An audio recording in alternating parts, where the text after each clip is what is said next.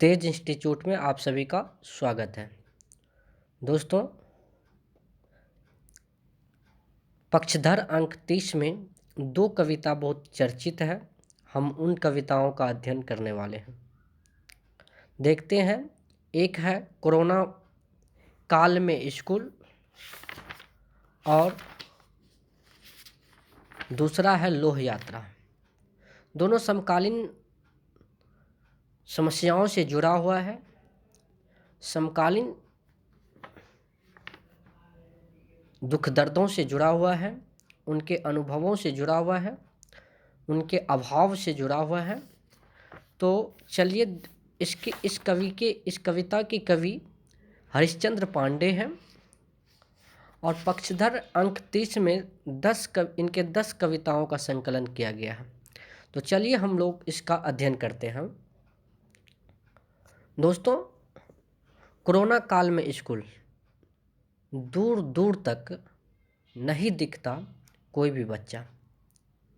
यह कैसा समय है, घास दिख रही है लंबी लंबी, तारे दिख रहे हैं और भी साफ, गहरे पानी में मछलियां दिख रही हैं, दूरस्थ हिमालय की चोटियां भी दिखने लगी हैं, पर बच्चे नहीं दिख रहे हैं। बच्चे ही तो थे मेरा सूर्योदय, बच्चे ही तो थे मेरा सूर्योदय। मैं एक ध्रुवीय सूर्यास्त में पड़ा हुआ हूँ। अपने अपने घरों से निकले फूल से ये बच्चे मुझे एक फुलवारी बना देते थे।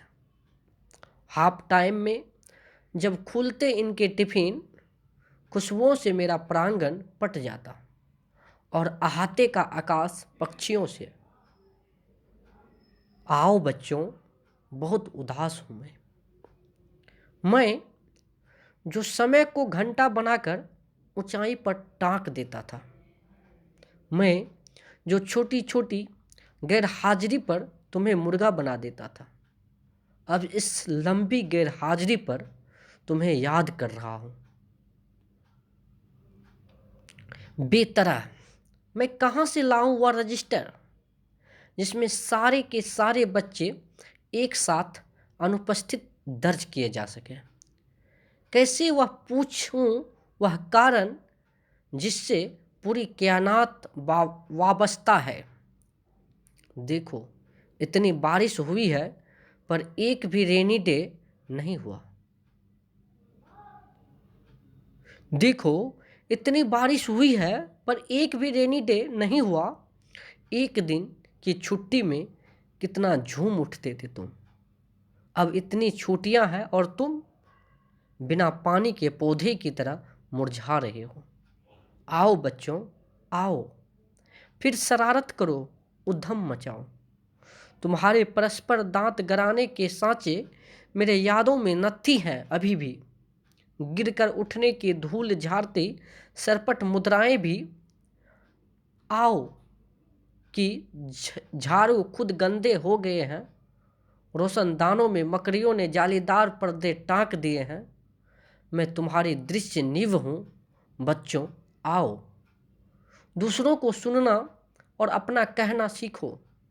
आओ कि नेटवर्क की पहुँच के बाहर है एक बहुत बड़ी दुनिया, जहाँ बच्चों के लिए दुधारू जानवरों को बेचकर स्मार्टफोन खरीदे जा रहे हैं।